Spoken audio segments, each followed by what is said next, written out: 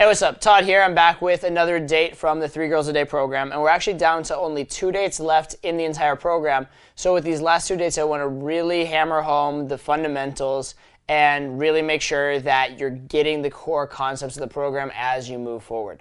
So with that in mind, these last 2 dates, I did them off Tinder, so there's no reliance on me having an excellent profile or the girl really liking me so much. In fact, my Tinder profile is exactly 1 picture and one sentence of profile. The 1 sentence of profile I have on Tinder is, I may appear arrogant and unattainable. That's because I am. Right? That's it. That's all I got. It's not even like anything all that special, but it just is that. So what I'm going to get in terms of attraction is mostly based on messaging and social capital and doing all that stuff correctly. All right, so this first girl that we're going to deal with is an interesting girl. She's very sort of like by the book, and so she gives some shit tests, but her shit tests tend to be more logical in nature and more sort of like, are you fitting into societal's like conditioning? Are you safe? Those kind of things. Not really shit tests on value, but more shit tests on, can I trust you? Are you like not an asshole? That kind of stuff. So we get to the concept of what I call the comfort shit test a little bit. But let's crack right into it, get into the Tinder, the text, and then eventually the date. So I started off with what is basically my standard Tinder message, or has been my standard Tinder message for a bit, which is, you're adorable, fingers crossed you're not crazy. It's just a nice standard thing to send out, seems to get a good response. I just copy and paste this. Fortunately, Tinder has a copy and paste function, so if I'm sending a bunch at once, it's pretty easy. Just send it to a bunch of girls and see where we go from there. So her response to that is, LOL, even if I said I wasn't, would you believe me? And I'm not, by the way. So here she's giving a very rational answer. She's explaining things in a logical way, but she is still qualifying herself. She is still jumping through my hoops. So it looks pretty good. So I'm kind of on the borderline as far as whether it's okay to escalate yet. But what I'm going to do here is have the message mostly be kind of a witty retort and then have a little soft escalation at the end to see where I stand.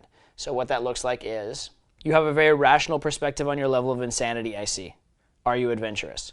So you guys have seen this before, the are you adventurous? That's again the start of my closing sequence. The are you adventurous? What's your view on drinks and witty banter? And then give them the number, etc. And again, these are great closing sequences to use. If you feel like using them verbatim, you totally can.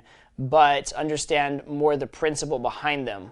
Which is that instead of going directly straight for the close, you're doing it in pieces and you're doing it sort of to test your social capital along the way without getting rejections. The reason this is so important that you learn the theory as opposed to just the particular lines is that if you're ever in a situation where guys start adopting these lines and a lot of people are using them, you could always adjust and improve and have this work for life, as opposed to if you're just like copy and pasting lines, you don't really know why they work. Then if anything changes in the dating landscape or if some line gets played out or whatever, then all of a sudden you'd be stuck. So you wouldn't want that. All right, so her response to this is, I can be, winky face, depends on what the adventure is. So that's obviously good but bad. She's qualifying, she's addressing the question, she's jumping through the hoop a little bit, but it depends what the adventure is. She's not fully bought in, because usually like a girl kind of knows what you're hinting at when you say something like that. Here she's trying to play coy and be like, oh, I'm innocent, I don't get it, etc. However, she then follows up and double texts about a minute later, which is a good sign. If it's an immediate double text, then usually it's just like a follow-up and that's her texting style. But if it's a minute later, a lot of times she's like, oh shit, maybe I'm questioning what I sent, maybe I don't think that was the best thing to send, so let me improve on it. And that's good. That means she really cares about your feedback and cares about what you think about her. So her second text was, what about yourself? If chicks are crazy, guys are jerks. I hope you're not. Winky face. So here I'm reading a couple things into it. On the one hand, she's asking me about myself, and basically my read on this is when she sent the first text, she was a little worried after she sent it that it wouldn't be easy for me to reply back to, or that I might give her silence or something like that. And so she wanted to ask me a question to get it across. But then at the same time, she didn't want to look lame. So then she does this whole little like pseudo qualifying, like, I hope you're not a jerk kind of thing, right? But my big read from both of these is that she's pretty invested, and she's willing to text back. She's willing to even text back at length. She's qualifying herself. So things all look generally pretty good. So from here, I'm going to answer her question and escalate ever so slightly further. But I'm also going to answer her objection, because her "are you a jerk" thing is a legitimate objection. And this is what's interesting. If a girl's testing you for "are you a badass? Are you cool enough for me?" then a lot of times being a bit flippant and like putting it back in her face, or like giving a sarcastic response, or being overtly witty can be a really good way to go. But if the girl's testing for "are you genuine?", usually you don't want to take a super sarcastic, cocky response, because that's just going to make you seem less genuine. Instead, you want to be genuine, but be genuine in a way that doesn't look like you're trying too hard or look like you're jumping through her hoops. So I achieved that through this text. I certainly hope I'm not also. By that I mean not a jerk, right? So I certainly hope I'm not also. What is your view on drinks and witty banter with probable non-jerks? Okay, so here I'm answering her objection, but I'm also being assumptive. I'm also moving things towards the close, and I'm just like, I'm letting her feel like I'm nice enough to like not be like, oh, I am a jerk, or nice enough that like I want to be trustworthy for and stuff like that. But at the same time, it's still just that little bit of cockiness. So I'm not taking away the swagger that made her like me in the first place. But at the same time, I'm saying like, this swagger could be yours. It's not completely unattainable. So it's kind of playing that middle ground. And her response to this was, "I think that sounds good, smiley face." That's about as positive a text as you're going to get, short of like, "I want to blow you." So this is just an opportunity to close. And so I go with my standard close, which is, "To me as well, my number is, phone number, what's yours?" At this point, she actually texted me rather than continuing the Tinder conversation, which I think is very positive. In my experience, when they just send me the number via Tinder, then I have to, or via whatever other online site, then I have to like pick up the conversation myself. And I'm fine at doing that because I've done it many, many times. But the momentum's not as completely in my favor as when they just text me. So when they text me, that's really good. So that would be the hallmark of a well-achieved online conversation. So let's pick it up now with the text. So her first text is just to send me her name and let me know that she's there. So she says, "Hey Todd, it's her name, smiley face." So in this case, we already have kind of tentatively agreed plans via the Tinder. I'm also only in town for a few days. This is out in LA, so I'm just traveling through, so I need to have it happen quickly. So I go pretty directly towards the close. And so what I write is, "Hey you, smiley face, how does your weekend look?"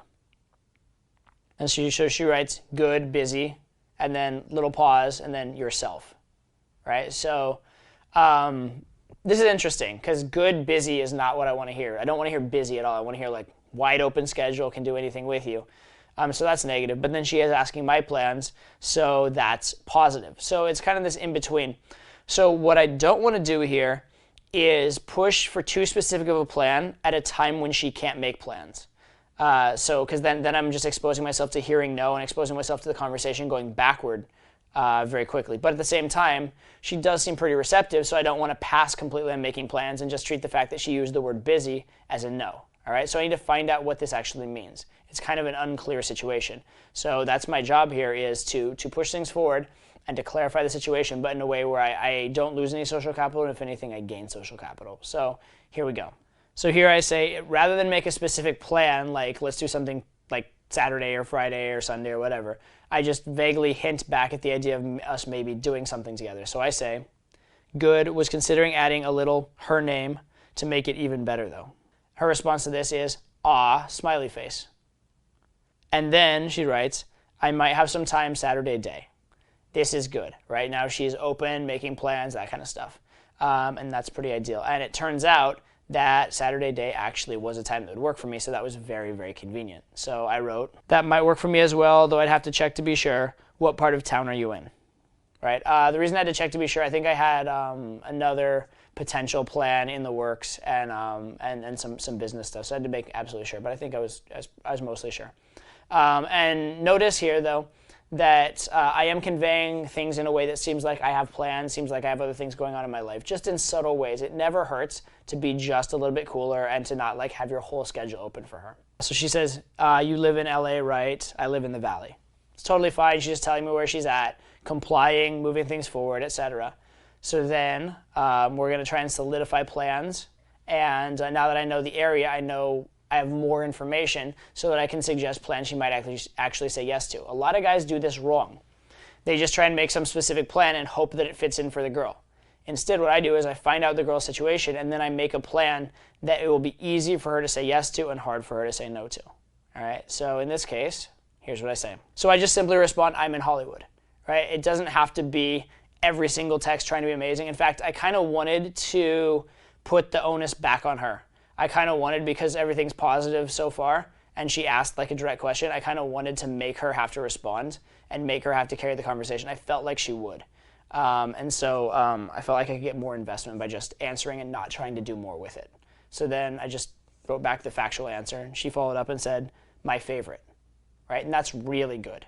That's like I didn't give her anything to work with, but she felt weird not answering. She felt like she wanted to keep the conversation going. She felt like the lack of the feedback from me when we weren't conversing, so she threw in a little thing. So this to me says very, very good things. This to me says, okay, time to make plans. Perfect. Let's plan on Saturday then for now and stay in touch over the next couple of days to be sure. Pretty straightforward. She already made the plans for Saturday. Again, she's already the one suggesting plans. That's another reason, by the way, where I could just do the I'm in Hollywood, is because we already tentatively have plans and she already made them. So things are so good that I can just let her carry it and let her game me a little bit. And that's going to make things better with the plans coming down, because if she's had a part in planning things, she's more invested in it. And it's also going to create more commitment and a better frame for the actual date.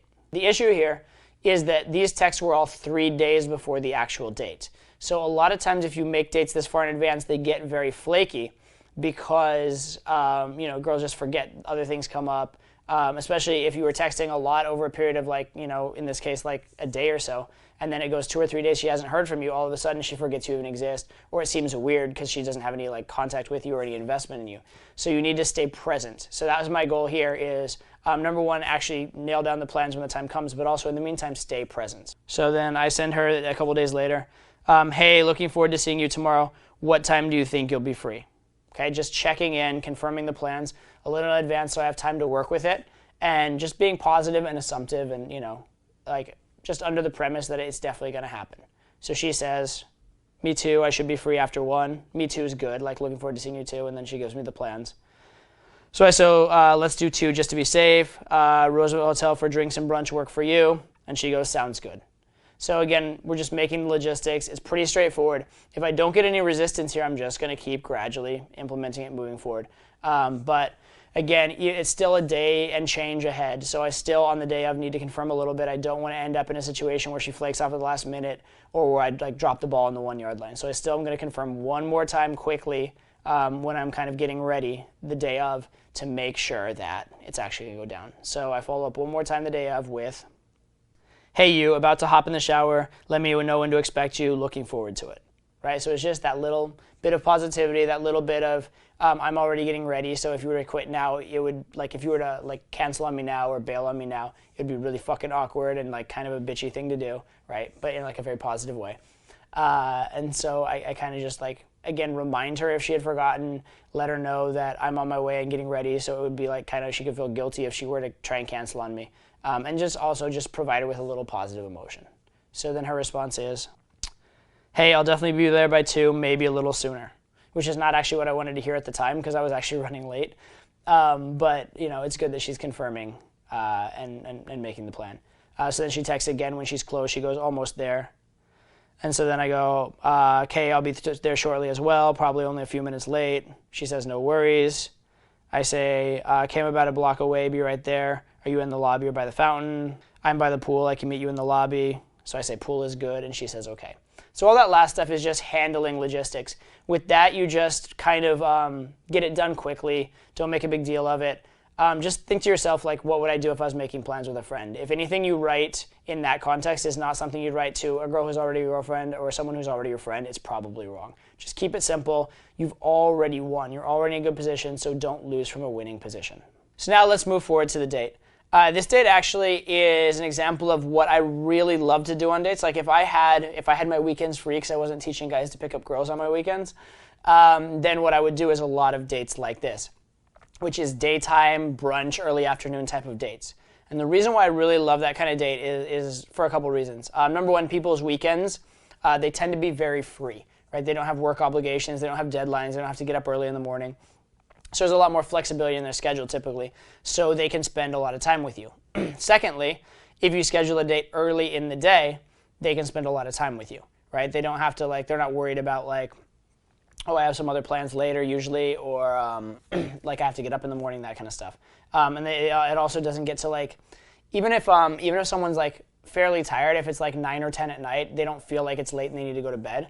But if all of a sudden you're hanging out with a girl and it's 3 in the morning, she's like, oh shit, it's 3, it's late, I should go home. So you're not running into that so much. The other thing I really like about these daytime dates that I think are great is if you start out hanging out with a girl and it's daytime, and then by the time you're, hung out for a little bit and you're getting more intimate, it's kind of fading into night. There's this sort of movie quality to it. There's this sort of plot line of you getting progressing time with her and building closeness. And I don't know, it just really creates an excellent vibe, which I really, really like. So overall, I really like these daytime dates. And this is just a good example of that. What I did is I met this girl by poolside, hung out with her, had a couple drinks. I actually had some food because I was hungry. It was my first meal of the day. And then I just walked her back to the place I was staying and, took her pretty much right in. I had a little issue with her having plans later, but fortunately at the time it was still about 2.5 hours, or maybe 2.5 or 3 hours, I think, until she actually had to do anything for her plan. So we had a little bit of a window, and I was able to then walk her back. What I want you to notice in this date is a couple things. Notice how I passed some of the shit tests through just ignoring them and being cooler. In particular, the one she gives me with what she calls out negging, a very pickup-y theory. Last thing I want to do is get into discussing pickup theory, especially given my job and position with a girl. So I just pretty much oh, that's interesting, or I cool, right? And just act like she's retarded. A lot of times, a lot of objections that are not direct objections, a lot of girls will hint at objections, right? They'll say some quality in some other guy that they'll say this guy did this really weird, obnoxious thing. And what they're kind of hoping that you'll do is you'll be what an asshole.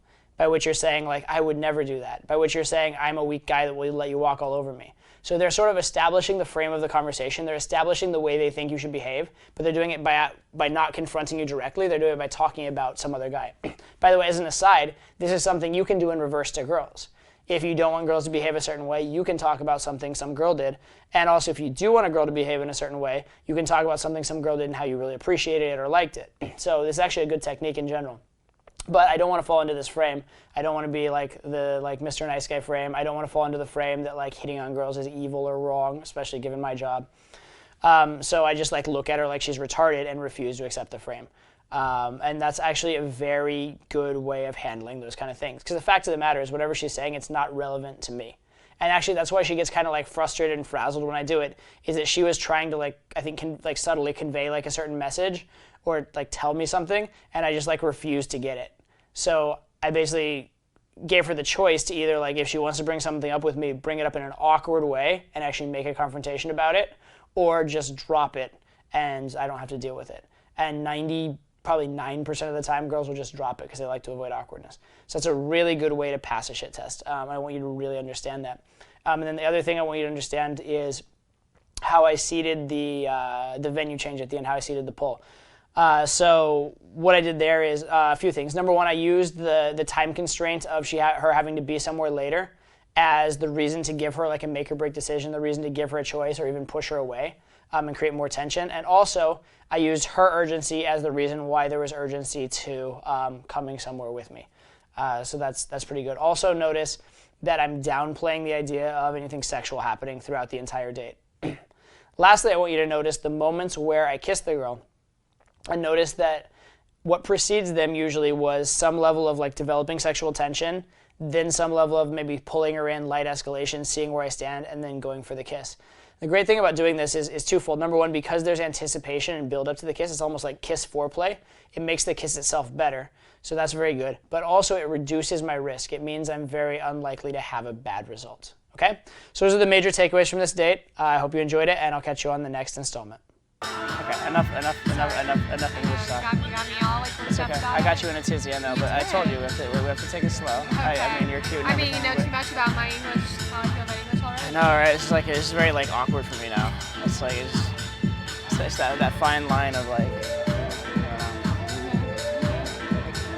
Sure. Stop giving me that look. What? You're too cute. Come on, let's go get food. Or food and drink and stuff.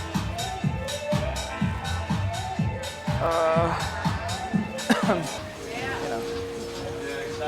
Probably work I'm out just like a 3 man. times a day, huh? I'm nothing special. 3 times a day? Twice then. Just twice. There you go. Why are you so much fun?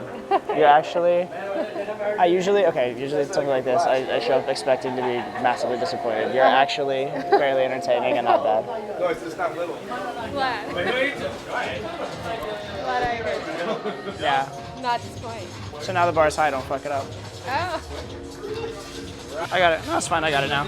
At this point, it'd be harder to give it to you than just to carry it. And it was great, and it was just like such a good time. My legs distracting you? Are my legs distracting you? Just thinking. Okay. Look at you. That's like the most obnoxious. Like, are my legs distracting you? I'm just saying, noticing you've been looking at me. Alrighty then. Obnoxious? That's not obnoxious. It is obnoxious. What? I do that sometimes though when I'm thinking. I just like stare at like a random point, whether it be like the sky or like the couch or the whatever. And so sometimes people are like, why are you staring at whatever? It could be like legs or like a wall.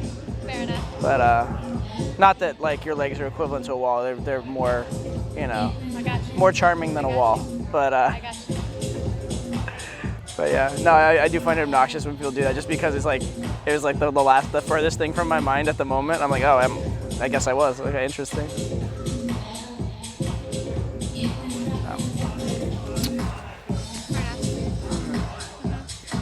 I give me that lip, little one? Wait, that was not the left. That was the left. That's just weird. Rude. No, weird. That look? Just strange. Yeah, I can't recreate a look that I didn't know I was doing. You be alright? I'll be alright. I'll figure it out. I'm sure I'm like a woman of like many faces. You're a little nuts, but it's okay. I know. Although my kids are like, it looks like you hate your job. And I was like, do I really look that miserable? Because I'm not. I love my job. Yeah. I'm trying to like amp it up, see how crazy I can get. Again, let's take it slow. But I mean, I'm intrigued by the possibilities. But you know, put it this way: like, I mean, I'm open to the banter, flirtation. You know, you're very cute. It's fine. But I just don't want to be a foregone conclusion. Like, if we have a great afternoon together and we just like having a great time, and then I decide not to, make a strong move at you or whatever. I don't want you to be offended and think that it's you. You know, it's not you, it's me. Just when we go, I hope you meet a great guy, and I hope you meet someone who tolerates your brattiness, and I'm sure one day we can be friends. I'm just kidding. Has that ever worked? What? Being friends with somebody you've been on a date with? Why? Just like you fit like the right categories for being fun. Why? Because I like Miami. You like Miami, you like Vegas. You are relatively witty. I can't be too much time. I take it back, sorry. The mood calls for it. I can be witty. Don't, just, no. And then I don't know. You have a playfulness about you. Life's too Short, so fun. like take it seriously. I also like that you have more high maintenance hair than I do. Oh, I'm a girl. Yeah. Well, I have high maintenance hair regardless. Like I'm a guy. You're ridiculous. I'm kind of cute. Oh, just kinda. Wow. I give you a compliment, you ask for more. You can't just say thank you. You gotta ask for more. That's how it is with you. You want it all the time. Yes. Shouldn't we all? How's that working out for you? Great. Really? Keep it up then. I live by my own rules. Keep it up then. Flattered. Should be. I'm still here. Oh, if you want to go at any point, just Thanks. go for it. Thanks. I will. Oh, you do like me. Like this one time, this guy was like, "Oh, how old are you?" And I'm like, "Oh, I'm really old." I want it. Sure. Oh, you do like me. No, I mean I would. Oh, you don't like me? Okay, that's good.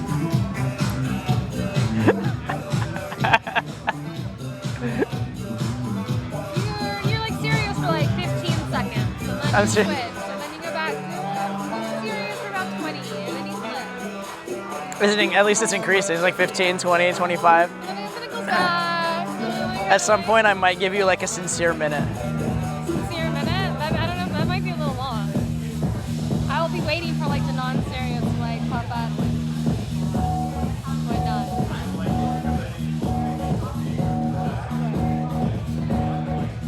not? Well, if at any point you're not enjoying yourself, my dear, you're free to go. Thank you. I appreciate it. I mean, I'd be sad. I enjoy you, but you know, I would never try and keep you here against your will. I was never very good at English, actually. I mean, I was okay. I guess I never worked as hard in English as I should have. No, English is terrible. I would always in English. Well, I had very difficult teachers in English, but I also I'd whip off like the B+ paper instead of like working and trying to make like an A paper. I hated English in high school, like despised it. Mm-hmm. I mean, I liked it better than science, but it was pretty terrible. I had like the worst English teachers. They're all huge bitches. They're boring, and they all got like hard-ons for terrible books. It was just like Huck Finn. I think that's a piece of shit, and it's supposed to be very stubborn and not adventurous. Fun.